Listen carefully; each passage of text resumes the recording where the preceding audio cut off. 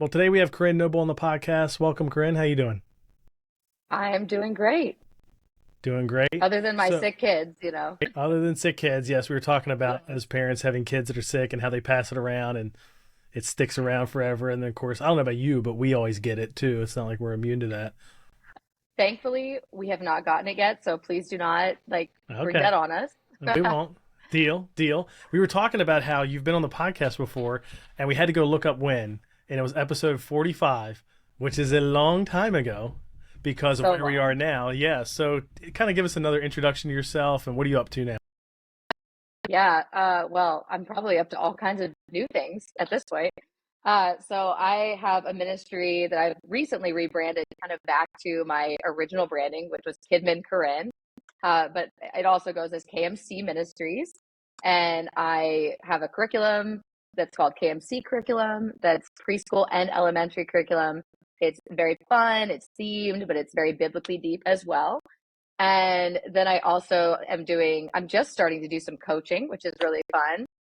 Consulting. I love to speak, especially to preteens. That's my favorite age group, but also like to leaders to help them grow and raise them up as well. So I do all kinds of random things. I do freelance writing. I mean, really all kinds of ministry stuff. Yes, we talked about how some of your writing has shown up in other curriculums too, in addition to what you write, and it was just fun. That's cool. Yes. Your fingerprints are all over. Well, today we want to talk about three ways to draw kids in and keep them there in your kids ministry.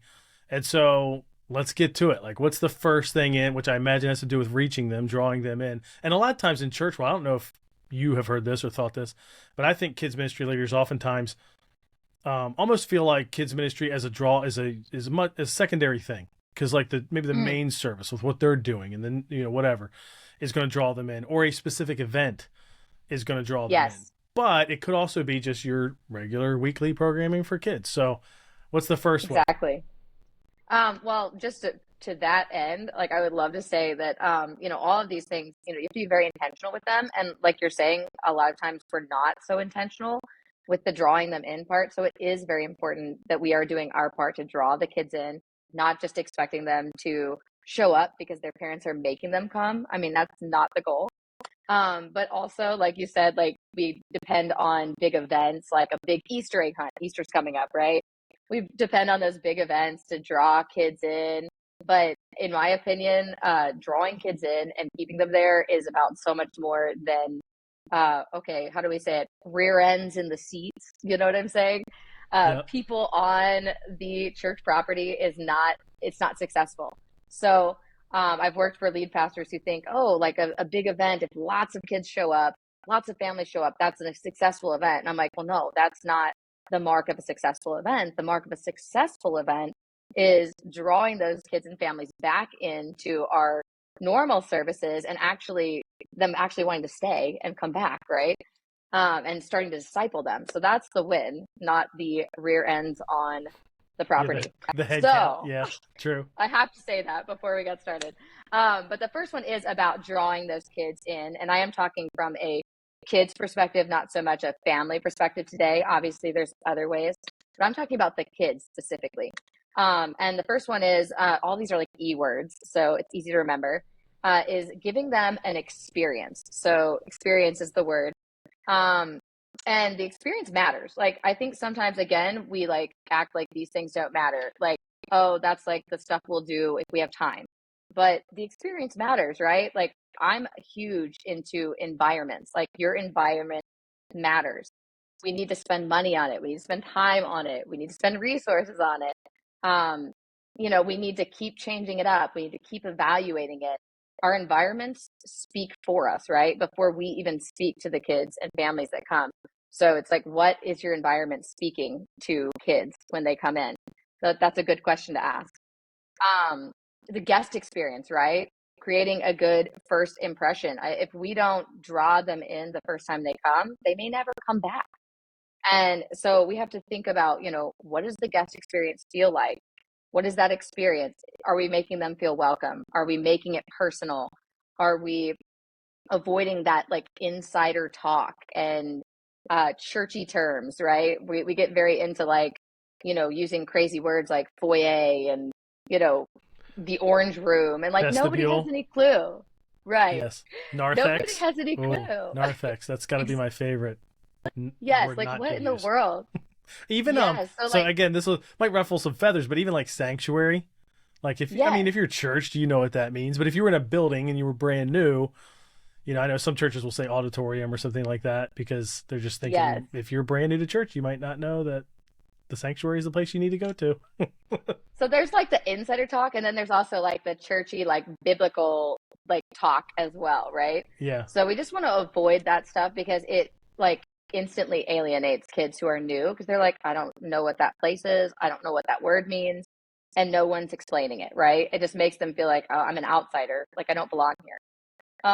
So we also think about our follow up, right? We get the people through the door, but are we connecting with them? Are we following up with them? Are we taking that time? And I know from personal experience, I have missed the mark on the follow up aspect. I've spent a lot of time on drawing them in and that experience, but then I haven't taken that time to connect or follow up. So that's something I think you learn as a leader. That's a huge aspect to getting kids and families back through the door. And also, okay, last thing on this, and then we gotta get to the other things I know. But just training your leaders, right? Our leaders oftentimes are volunteers, they're unpaid, but training them to create the experience that we want for our kids. So that means they have to show up early. Like this is such a huge thing with volunteers. You cannot show up after the kids show up. They need to be there like 30 minutes before the kids show up because then they'll probably actually show up 15 minutes before. They need to be there. They need to be consistent. This again, like you said, may ruffle some feathers, but I'm very against like the once a month volunteer plan because once a month volunteers have such a hard time getting to know the kids, getting to know the families, getting to know the curriculum and just the way that you do things as a ministry. And that affects the experience because your volunteers don't really know what's going on and they don't have that buy-in. So I'm huge on volunteers need to be at least like every other week, at least twice a month, and they need to be consistent and they need to be on time. They need to be like there for the kids. And I mean, we don't just want quantity, we want quality. Yeah, for sure. Well, and there's I always, and again, this can ruffle feathers too, but there's a correlation between quantity, like how often they serve, and how committed they are overall, how good they are overall. And Yeah. there's always exceptions. We have, our large group volunteers do once a month, and that's on purpose. We'd rather have them, get Right. really good at one large group thing and do it for all the services once a month than doing one service every week or something like that. So they're really committed and they only serve once a month. So there's always exceptions, but there's a strong Yes. correlation in my opinion between those who serve weekly and those who serve monthly, and there's always churches with one service and all those kind of things. There's always exceptions. Yeah. But we recently did a volunteer training where we said, I mean, this is what we do is you have weekly volunteers for small group leaders for kids age 3 on up, and we just reminded volunteers like, here's why, and we're not ever going to change that. And you could tell most Yeah. people in the room are like, yeah, I get it. You know what I mean? Like, sure, maybe maybe that was hard for me at first when I started serving or whatever, but you talk about why it matters for the kids, and they're like, yeah, I understand, totally get that. And Okay, I have that's a the practical important question part, for you. I think, is sharing the why too. Yeah, it is. Yes, It is go because ahead. yeah, and they all, obviously they're already serving, but just reminding them. Here's my question. This is like I'm curious what you think, because you were thinking about the first time kid, not using churchy language. I'll say not Yep. making assumptions. I bet it's pretty common. I don't know, but I would bet it's pretty common for children's ministries, just like in churches sometimes, to make assumptions that kids that they're talking to in a large group setting or whatever, or in a class or whatever, know some things they may not know. Like, well, you all know Yes. the story of Moses, or something like a phrase like that, or well, Yes. remember Noah. So would you say you don't do that? Because I would Yes, agree. I just I don't. I think that really might try to be. avoid that. Yeah, okay. I think that I might be really new. try to avoid that. And that's something I also have talked to a lot of leaders about because I know where I am. Like, I'm not the kids pastor at my church right now, but I serve in the kids ministry because I want to stay, current and I want to spend time with the kids. I still love doing kids ministry, even though I'm not the kids pastor. But I've noticed that the kids in our church are very biblically illiterate. Like they don't know even like the biblical basics. And we're really working on that, but like so many of them don't. So I really try to tell people like don't make assumptions. Don't say, "Oh yeah, so everyone's heard of Moses and and then they just kind of move along, or they even use like a word like sin or salvation or redemption or sanctification or, any of those like religious words that honestly kids don't know what they mean. They might even have heard them before, but no one's like effectively explained them to them on that level. So yes, I definitely think we never make assumptions. Another like better way I think would be to say, hey, who has heard of Moses? Let them raise their hands and then say, hey, does anyone want to share something you already know about Moses? And then that's like we're now empowering them and we're involving them, but we're also not saying everyone has to know something about Moses already. And we're not Yeah, making that assumption. I like it. And some of it's like, and in the main, our pastor is great at this in the main services. His messages make no assumptions. He says, assume everybody knows nothing or something like that, about everything, about what's happening in our Exactly. church, about the Bible, or that there is, there's books in the Bible, there's authors, you know what I mean? Like he just doesn't say things that you would know. You wouldn't say in the book of Romans or whatever, just assuming, there's a book of Romans. But part of it's like, yes, you are probably catering to 5 to 10% of the audience and the other 90 to 95% doesn't need that, but that's okay. That's how you Yes. make guests feel welcome, right? It's like, and it's not hurting the 99, Yes. 95%. They don't even typically, in my experience, they don't even notice that you're doing that. And then it helps everybody else. That's great. I love it. So, and you probably write your curriculum that way too, because that's the key. It's the Oh, wording. yes. Yeah, that makes sense. Absolutely. It's all about the wording. And again, you're opening an opportunity for those kids who do know something to answer that question and be Mm-hmm. involved. So in a way, now you're not alienating the new kids who don't know very much about the Bible, and you're also empowering the kids that do to Yeah, help you share the story. that's great. All right, let's talk about engage. How about engage? Yeah. Do we shift from like So drawing to keeping here? yes, we've drawn them in. Now this is kind of like the middle step of keeping them. And yes, it involves engaging the kid and engaging them in different ways with different people, right? And the first one is obviously they need to engage with other kids their own age. And I know we've all been talking about this a lot in kids ministry, but are we all doing this effectively? Maybe still not. So I think it's super important to mention that they need opportunities to engage and connect with kids their own age. And in some churches that are really, really big, they are all broken out into all these little age groups, and it's awesome. But in smaller and mid-sized churches, we might still have kindergarten through sixth grade all in the same room, at least for a good portion of the service. So that makes it even more important that we're being intentional about finding ways to engage kids in connecting with kids their own age. That does not mean a kindergartner with a sixth grader. That's not kids their own age. So, obviously small group time is a must. Like almost everybody's doing small groups now. That's great. That's a great shift. But I think you can also do this effectively even in like a large group setting where you can like, seat the kids more by age, even if you have them all in the same room.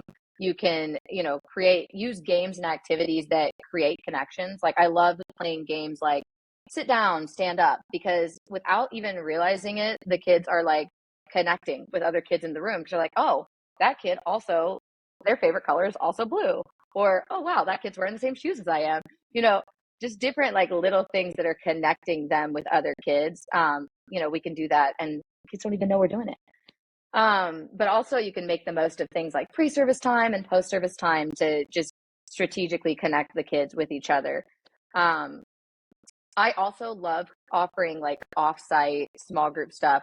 We call them like community groups. I know a lot of churches have them for adults and for teenagers. I love doing that even for kids. Like have a small group just for your fifth and sixth graders, like in a home, and do it once a month. It's like a super easy ad, and honestly, probably one of the most effective things I've ever done as a kids pastor was offer those small groups for kids in a home once a month. So that's a really cool way to also just engage kids with other kids their own age. Also, bringing it back to the leaders, right? The volunteers. Kids need spiritual leaders that are outside of their home. And even a lot of them may not even have a spiritual leader inside their home. So we're offering that, and we want to offer times for those leaders to connect with the kids, engage with them. Like you were saying, the small group leaders at your church, I think you were saying that they have to be every week, they're weekly. Mm-hmm. Is Yeah. that what you were saying? Everybody Yeah. misses for vacations or colds or Right. whatever, but yeah, they're there 45 times a year or whatever. Right, which is what makes sense because that's how those kids get to know those leaders and they connect with them and they engage with them. So I think that's super important. Like you're saying, a large group communicator, it's not as important, but in that small group environment, that's extremely effective. And the last one is the most important one. Obviously, it's the one that we're all like working and building towards, and that's engaging them with God and His Word. That should always be our ultimate goal. Like we're kind of funneling them into that goal. And I think that we've missed the mark entirely if we're just, doing all these fun things and we're engaging them in relationships, but we're not taking this time to engage them in a relationship with God and His Word in every single service. So I am huge on this. I know like some kids ministries will do like movie days or like fun days. And I'm like, honestly, we just don't get enough services with kids for me to just devote an entire service to fun. So I don't do that. I always bring it back to like, have we carved out time to spend time with God and to dig into His Word? So some of the ways that I do that is I always use physical Bibles, and I do allow the phone Bibles for the older kids. Like I know that's cool, but I really like encourage kids to use physical Bibles because again, a lot of kids don't know how to use a Bible. So this is a great opportunity to teach them to do that. We always engage in God's Word every single week. We always open the Bible. We don't just read off of papers. I want them to know that we're actually reading from God's Word, not just from like a curriculum or something someone made up, right? But then I also think it's super important to take time, usually at the end of the service, right after the message, to really allow time for the kids to engage in God's presence. And I think I've seen a lot of kids ministries just kind of skip this or only do it sometimes. And for me, I'm like, this is an every Sunday thing, and every Saturday thing. If you have Saturday night services, always leave time for the kids to engage in God's presence. uh, God can speak to them. And honestly, I feel like God speaks to kids even more effectively than He speaks to us as adults because there's so much less going on in their heads than there is going on in ours. And they have such stronger faith. So those are just some of my things about engaging. We want to engage them with other kids their own age, with consistent leaders, as well as God and His Word. Yeah. Well, and some of it's like, what do they say? Relationships are what make people stick, whether that's serving or attending Yeah. church or whatever that is. And so engaging them with other kids their own age and a leader who's there regularly is all a big part of that for sure. I remember when our son was 4 and his small group leader was Chris, and we ran into Chris one time at a soccer field with his son. And for my son, it was like, oh, you exist Cute. outside church. That's interesting. Like I thought you lived there. Just like they do with teachers, you know what I mean? And it's like, Yes. nope, he knows a regular person too and has a life and his kids have things to do. And it was just so cool though, because, he had been with Chris probably for 7 months at that point. And so Chris knows him, and when he sees him out there, it's just great. And now Isaac's 11; he probably doesn't even remember Chris, right? But at Yeah. the same time, he's now grown up in a church where it's like that. He just expects that you just have other leaders in Yes. your life that care about you, and so when it really really matters, like as he gets older and other things, he's discussing things in youth ministry or something with his small group leader, like that's going to be big. That foundation was set, and the expectations were set. It's good. Absolutely. All right, last one. Okay, last one. I'm sorry. I'm trying to get it all in. It's a lot of stuff, Oh, and you're I'm good. just Well, and I trying to like that get we're into the meat of talking it. practical things too, because that's what a lot of leaders are going to take away. It's like, even like, for example, you said seating them together by grade. I think it's great. And it Yeah. reminded me that one time I saw a church where they had different color carpets in the large group, and it was by grade. It was like, that's the Yep. kindergarten carpet. That's the first grade carpet. Yeah. It's a Yep. great idea. Yep. It's great for those smaller and mid-sized churches that aren't able to like have a completely separate service for fifth and sixth graders or a Mm-hmm. completely separate service for, first and second Yeah. graders. Which is a lot of churches, honestly. So, Oh, yeah. Most. okay. Yeah. Vast So majority. the third one is so important. And I think this one's one, again, I think a lot of kids ministries aren't getting to this third step. And it's empower. So that's the word. We need to empower kids to do more and to be more. I think we oftentimes just like water things down or think that kids can't learn more, even though we're explaining everything to them and we're not making those assumptions. We also need to allow them to be a part of the learning process. And that's a big thing. If you've done a lot of research on like Gen Z or Gen Alpha, like they really want to be a part of the learning process. They don't want to just be lectured at, they don't want to be told everything they need to believe. They need to be a part of that process. And the ways that we can do that is we can ask open-ended questions. Don't be afraid to ask open-ended questions and let the kids process them. Let some bunny trails happen. Let things get a little bit messy. And it's obviously easier to do that in a small group setting than in the large group setting, depending on how big your group is. But I mean, I ask questions in large group and small group because I just think it draws the kids back in. And again, it's allowing kids to be a part of that story. And it's not just coming from me as a leader or one of my other leaders.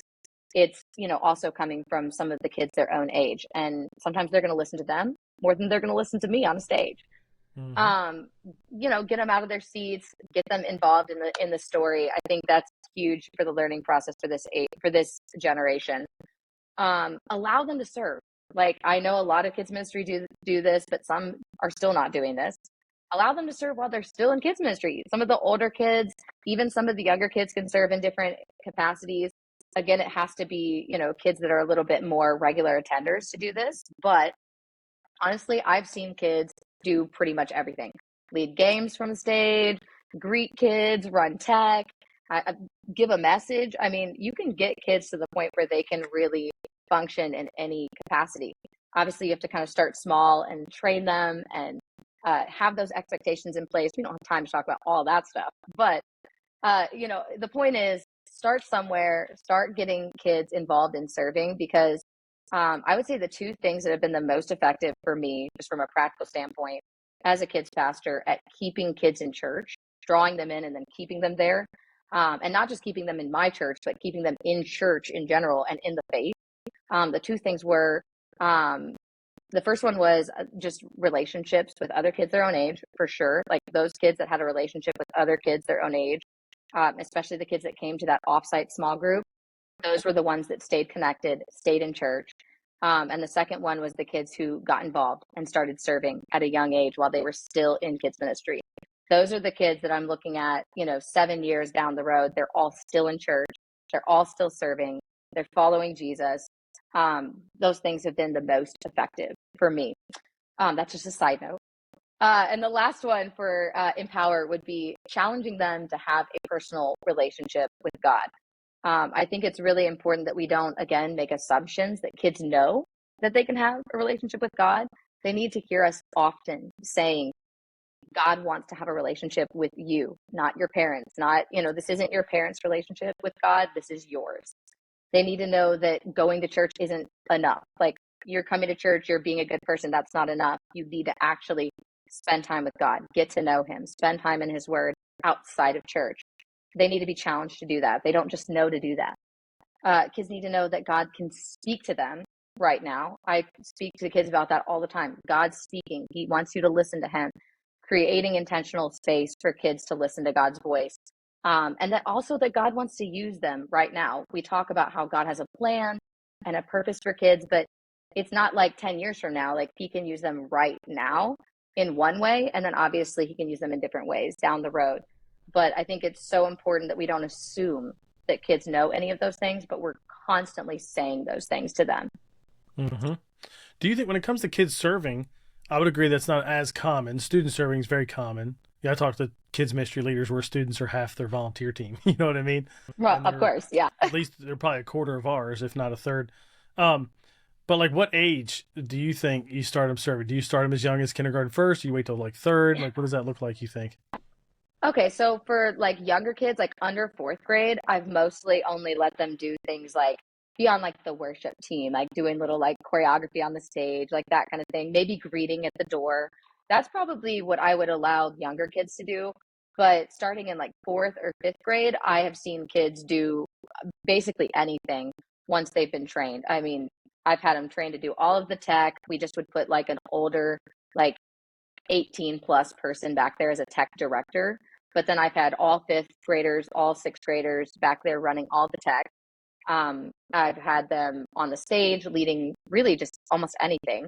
So I think that the older kids, maybe fourth, fifth, and sixth grade, can really be trained up to do just about anything. But under that, I pretty much the only things I've allowed under that age to do is like worship, choreography team, and maybe greeting at the door. Yeah, that makes sense. Well, and I even the other day I was talking to somebody where he pointed to in student ministry, like the idea of having students serve there too. So they're mostly doing tech and greeting and I think they even host. And a lot of things you're saying in kids ministry. And that for him, that was like another level of growth in the student ministry because they were able actually to reach more people doing that. Part of it's because they have more volunteers now, because students were doing roles that adults would do.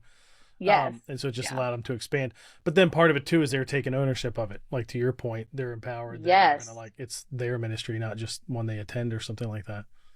Well, and one of the reasons I'm so passionate about that is because I remember as a kid, honestly, my kid's pastor was like way ahead of her time that she was doing this because people weren't doing this back in okay, I'm going to date myself, the 90s. Um, they weren't doing this kind of thing, but she actually had a fifth and sixth grade leadership team where we met like once a month and we were trained and we were taught how to do all kinds of things like, okay, it's the 90s. So we were taught how to do like puppets and dramas and all that stuff. But we also had like extended times of worship where we were challenged to go deeper in our like walk with God and our experience with God. And then we were allowed to serve on Sundays because we went through this. So I'm super passionate about it because it was hugely effective for me. And one of the main reasons I was called into kids ministry as a kid. Mm-hmm. Yeah, it's huge. And there's a lot of people that they experience that and then they serve and then keep serving and then, and then they decide, yeah, I'm going to do that as an adult too, either as a volunteer or staff. That's awesome. Well, thanks for coming to share about all this. Where can people connect with you? We talked a little bit about KMC curriculum, some coaching you're doing. What's the best way for people to connect with you? Yes. So I have two different websites right now, and just forgive me, I'm in the middle of a rebrand. So all of my branding on social media, it looks different than my branding on my websites because I'm in the middle of a website redo. But right now I am kmcministries.com, and that's kind of where like the landing page is for all of my like freebies and coaching and consulting and speaking. And you can also get to the curriculum website from there. But if you want to go directly to the KMC curriculum website, you can go to kmccurriculum.org. And that's where all of the curriculum is going to live. But I am rebranding to everything falling under kidmincorinne.com again soon. Okay. Coming soon. Yes. There you go. But then you can also find me on Instagram. I am doing all kinds of fun reels as well as like teaching reels and, educational stuff as well. But I'm on Instagram as Kidmin Corinne. And then I'm also on Facebook as KMC Ministries. And just my personal page is Corinne Noble. Are you okay? Here's a question you did not expect because I have seen your reels on Instagram. Are you going to show up on TikTok? Like I hear, Gen Z, if you start talking about reaching the next, it's not where I live, but even my church, I've been thinking about, I'm like, I feel like I'm definitely that generation now where I'm like, I don't really feel like dealing with the next thing, but you got to adapt. What are you thinking? And TikTok, you already make the reels. So, you're already doing reels. So I feel like you got the content. Yes. I had this conversation with someone at CPC, which I was at in January. And they were like, why don't you just do TikTok? Like you've already got the content. And I'm like, I know. I'm honestly, I'm a little bit old. I'll admit I'm a little old. But I am trying to stay with the times and I'm considering it. But you know what? My husband is actually in cybersecurity and he says that TikTok is very insecure and their laws and stuff with their data and everything is just it's really wonky. So he says it's really unsafe to use TikTok. So I don't know. I mean, I want to use it, but my husband's like, it's not safe to use TikTok. So that's making him sound really old, isn't it? It is. I'm a lot older than him, but I do agree with him. But it's hard because it's like what, I think it was Brady Shearer now who does Pro Church Tools and all that stuff has talked about how like Facebook was like probably the generation a little bit older than me. And that's where they still live. Yes. And then Instagram's probably they like, still live there. I'm on the old end of that. You're on the young end of that. But then the next one is TikTok. And so yes. And now as like the leaders are getting younger that are coming into kids ministry, I mean, like thinking about the fact that I was 21 when I took my first kids pastor role. I mean, that's Gen Z, right? Yeah. Aren't 21-year-olds Gen Z? Yeah. Yeah. Totally. So Gen Z they're now becoming kids pastors. So they're probably on TikTok. So I feel like this is just like some people listening like, who cares? I feel like, thinking about like what we do with Ministry Boost or even what I do with this podcast, I feel like even YouTube is a place where so much of the world lives. I don't know if most people know this, but YouTube is the biggest podcast platform now. And most people would not realize that. So many people are there regardless of age, but I don't feel like kids ministry has made its way to YouTube And I I don't think so doubt either. TikTok, though I don't know because I don't have it, so I'm not sure. But which is That's what interesting. I'm saying. It's I'm interesting. not sure about like Yeah, kids ministry people really being on TikTok other than maybe yeah, like the youngest kids pastors coming in. But yeah. it could be a Why place not? to Yeah, go. So I'm thinking about it. you can be a dominant voice in that space. That's awesome. Well, that's Well, true. thanks for coming on the podcast, talking about ways we can reach and keep kids. Appreciate that, and people can connect with you at your websites as they get a new brand. All those things. Thanks, Corinne. Yeah, thanks for having me.